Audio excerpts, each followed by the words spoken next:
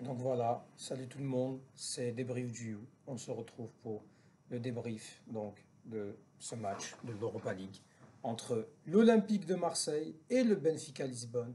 Et donc, qui s'est conclu par une défaite 2 buts à 1 de nos Olympias. Un but de Rafa Silva à la 16e minute sur une mauvaise entame de match, une entame de match qui était catastrophique. Franchement, je vais vous dire la vérité, on perd, on perd 2-1, mais euh, on est encore en vie. Il y a eu Di Maria qui a doublé la mise à la 52e minute, malgré que l'OM revenait un petit peu bien sur une contre-attaque qui a crucifié les Olympiens, mais ils ont quand même montré du caractère, un sursaut d'orgueil pour réduire le score de la part de notre héros national, Pierre-Emerick Aubameyang, qui est toujours présent. C'est le seul qui arrive à porter offensivement et ça fait plaisir. L'OM conserve ses chances avant d'arriver au match retour qui se déroulera donc le 18 avril, euh, diffusé en clair sur M6 ou W9 en tout cas, c'est toujours à 21 h au stade Vélodrome. Alors là, franchement, on va revenir sur ce match. Alors ce match-là, c'était difficile au début, comme je le disais, Rafa Silva qui est venu, en termes de match, c'était difficile. On a vu des Marseillais qui étaient très crispés, mais vraiment, vraiment, vraiment crispés. Et ça ne voulait pas, ça n'y arrivait pas. Il y avait des difficultés par l'Olympique de Marseille. Et Marseille qui pourtant avait beaucoup d'espace, a réussi à récupérer les ballons.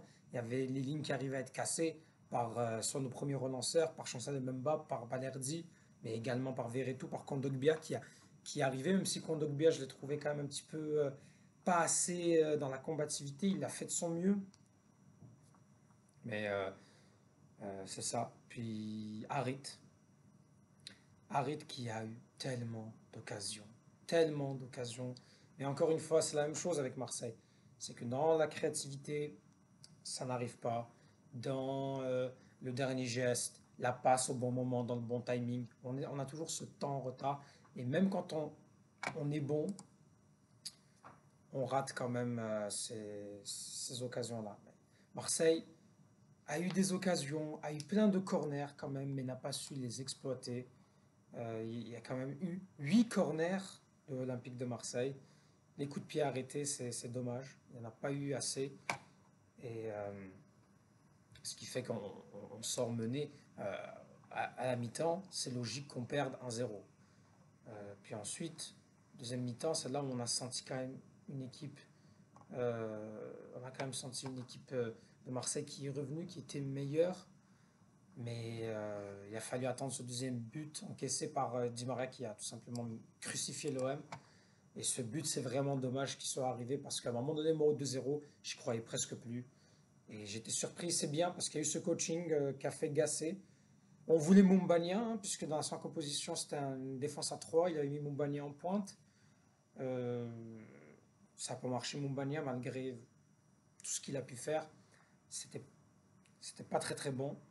Puis cette sortie de Mumbania, puis l'entrée de Azdin Ounahi, Ounahi d'habitude, je suis dégoûté quand il rentre, mais là, il a montré quand même quelque chose. Il est passeur décisif sur le long ballon qu'il envoie à Pierre-Emerick Aubameyang qui se retrouve face à face et qui réduit ce score. C'est très très bien. À noter la blessure donc de Quentin Merlin. Quentin Merlin qui malheureusement je pense c'est fin de saison pour lui. Chancel Mbemba qui a été peut-être un peu trop juste physiquement, il revenait de blessure. On espère qu'il va être là pour le match retour. Une bonne entrée de Soglo. Soglo, je pense qu'il mérite mieux.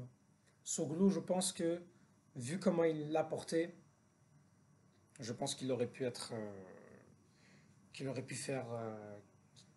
Qu'il peut apporter beaucoup plus. Et vu que Merlin va être absent, autant lancer Soglo pour cette fin de saison. Donc voilà. Et pour ce match retour, là, ça va être compliqué. Marseille, c'est quoi la composition type qu'elle pourrait faire pour cette rencontre retour? Moi, personnellement, si on reste avec cette défense à 3, je pense qu'il n'y a pas mieux. Essayer de limiter la casse en termes de, de largesse défensive. Balerdi, Gigo, Mbemba. Pour moi, tu mets Soglo. Si jamais Ismail Assar revient et Jonathan Klaus, là, c'est une nouvelle donne. Parce qu'on pourrait jouer peut-être en défense à 4 On pourrait reprendre peut-être un 4-3-3 avec Jonathan Klaus, latéral droit, Soglo, pour moi, latéral gauche. On en rappelle que Ulysse Garcia n'est pas qualifié, donc ce sera Soglo qui va être en latéral gauche. Pour moi, c'est Mbemba Balerdi. La défense quand même est assez solide quand c'est Mbemba Balerdi. Dans le milieu à 3, Kondogbia, Verretou, Aminarit. Tu mettras en attaque. Tu mettras en attaque Aubameyang. Et tu mettras Ismail Assar. Puis peut-être que ce sera Elie Mendiaye. Vu comme Mombania, ça a été quand même très très décevant. Attention à cette équipe de Benfica. Benfica, c'est quand même une équipe qui, à domicile, était quand même très solide. Benfica va quand même jouer dimanche face au Morenres. Donc, eux, ils auront moins de jours de récupération que nous. C'est quand même un avantage à prendre. On est chanceux. Merci, la Ligue de football professionnelle, de nous avoir permis à l'Olympique de Marseille. Ils l'ont fait pour tous les clubs français. Mais bon, à l'Olympique de Marseille, d'avoir une semaine complète pour préparer cette rencontre retour. Le match va être chaud bouillant. On a espoir de se qualifier. On a espoir de se qualifier, d'autant plus que pourquoi est-ce qu'on a espoir de se qualifier? C'est tout simplement parce que si on regarde les autres rencontres de Ligue Europa qu'il y a eu, alors, à part les Leverkusen, les Leverkusen, je crois, on est sur du 41, 42 matchs sans défaite pour les Leverkusen.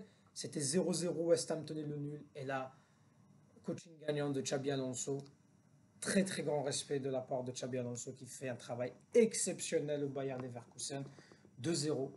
Donc le Leverkusen a quasiment un pied en demi-finale. La Roma quand même, c'est un petit peu la surprise. C'est pas la grosse surprise, mais elle gagne quand même l'AC Milan 1-0. Mais entre clubs italiens, tout peut arriver. Peut-être la Roma a un pied en demi-finale. En tout cas, elle prend une bonne avance. Mais la grosse surprise, la catastrophe, c'était Liverpool qui s'incline 3-0 à domicile face à l'Atalanta Bergame. Incroyable. Donc l'Atalanta a quasiment un pied en demi-finale. Et là, l'OM, si elle se qualifie, elle joue l'Atalanta. L'Atalanta, c'est pas facile. L'Atalanta, pour elle, elle se dit, si je bats Liverpool, ils vont se dire qu'ils sont favoris, qu'ils auront l'opportunité de, de, de gagner cette Europa League. Mais l'OM doit se dire qu'elle a ses chances. L'Atalanta, c'est pas simple, mais mieux vaut avoir l'Atalanta que Liverpool. On est bien d'accord sur ça. Donc, moi, a priori, Marseille-Atalanta, je vais y croire un peu plus pour cette Europa League. De toute façon, qu'est-ce qu'il nous reste à jouer? Si on veut être en Ligue des Champions la saison prochaine, il faut qu'on gagne cette Europa League. On n'a pas d'autre choix. Ou bien il faudrait que Lille et le Paris Saint-Germain fassent encore de meilleurs parcours. Ça impliquerait que le PSG va en demi-finale, en finale. Moi, je vais vous dire un truc. Je ne veux pas que le PSG aille nulle part. Pour moi, je veux qu'il soit éliminé.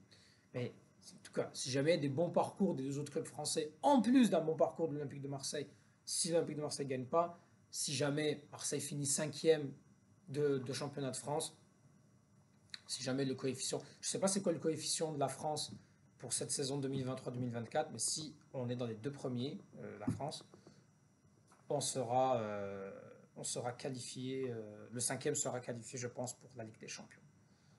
Ou bien si le PSG gagne la Ligue des Champions, mais ça, moi je m'en bats les couilles. Hein. Jamais de la vie, je veux jouer 0 Coupe d'Europe, mais pas voir le PSG gagner la Ligue des Champions. Jamais de la vie. Donc voilà. Dites-moi ce que vous avez pensé de ce match. On est en vie encore. Merci Aubameyang de nous maintenir cet espoir. Et on verra au match retour. Il faut y croire. Allez l'OM et merci. Donc voilà. Donc abonnez-vous. Laissez un commentaire aussi si vous avez de quoi dire. Donnez-moi votre avis sur le match. Et puis voilà. Donc rendez-vous le match retour le 18 avril. Et on espère une remontée dans un stade de Vélodrome qui va être chaud bouillant. Et merci.